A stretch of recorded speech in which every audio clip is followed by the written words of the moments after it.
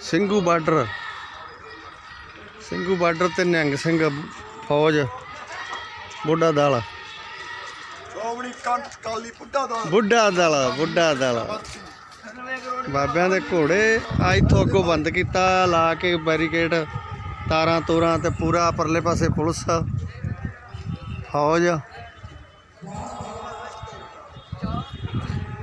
ਇਹ ਬਾਬੇ ਨਿਹੰਗ ਸਿੰਘ ਬੁੱਢਾ ਦਲ ਚੱਕਰਵਰਤੀ ਪੰਜਵਾਂ ਤਖਤ ਬੁੱਢਾ ਦਲ ਵਹੀਰ ਚੱਲਦਾ ਵਹੀਰ। ਬਾਬਾ ਰਗੜਾ ਕਦੋਂ ਲਾਓਗੇ? ਅੱਛਾ ਛਕਾ ਦੋਗੇ ਨਾ? ਅੱਛਾ ਜੀ ਠੀਕ ਹੈ ਜੀ ਠੀਕ ਹੈ ਜੀ।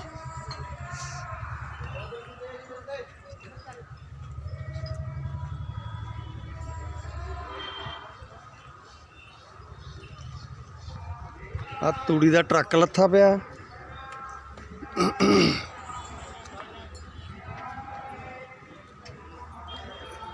ਆ ਸਾਰੇ ਬਾਬਿਆਂ ਦੇ ਇੱਥੇ ਨੇ ਬੈਠੇ, ਕੱਪੜੇ ਧੋਣ ਵਾਲੀਆਂ ਮਸ਼ੀਨਾਂ ਤੇ ਹੋਰ ਸਭ ਸਾਧਨ। ਆ ਤੂੜੀ ਦਾ ਟਰੱਕ ਲੱਥਾ ਇੱਥੇ, ਬਾਬਿਆਂ ਦੇ ਘੋੜੇ ਆਪਣੇ।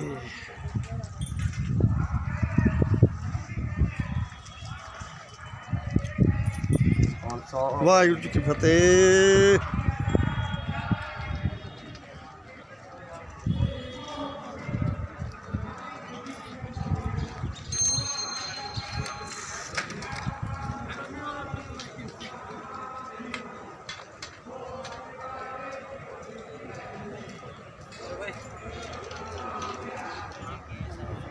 ਬਾਬਿਆਂ ਦੇ ਬੁੱਢਾ ਦਲ,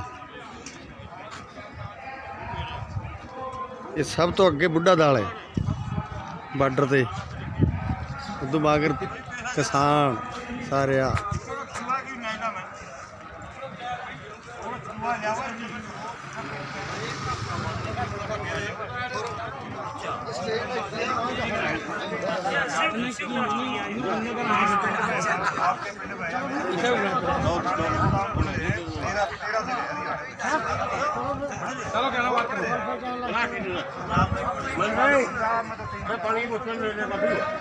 ਆ ਸਭ ਕਿਸਾਨਾਂ ਦੇ ਨੇ ਤੰਬੂ, ਸਾਰੇ ਇੱਥੇ ਕਿਸਾਨ ਨੇ।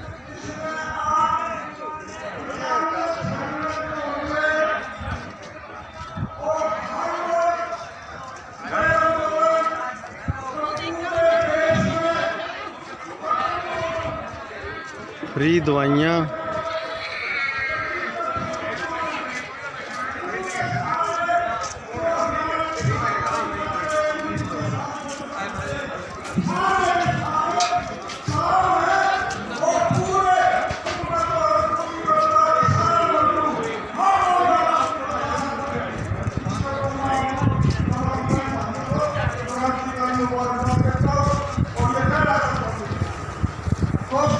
स्टेज।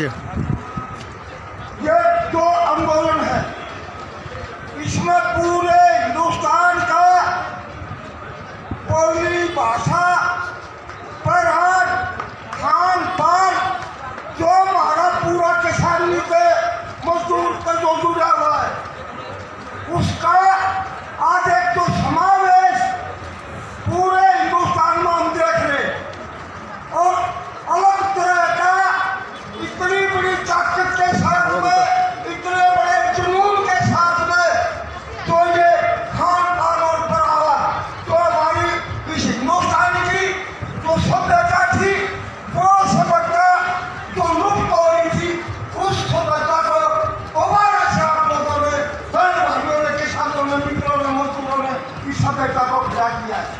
क्योंकि असली हिंदुस्तान का चेहरा तो किसान मजदूर के रूप में है, तो मेहनत करके खा रहा है। और असली ਸਿੰਘੂ ਮੋਰਚੇ ਵਾਲੀ ਸਟੇਜ, ਸਿੰਘੂ ਬਾਰਡਰ ਵਾਲੀ, ਕਿਸਾਨ ਮੋਰਚਾ ਸਿੰਘੂ ਬਾਰਡਰ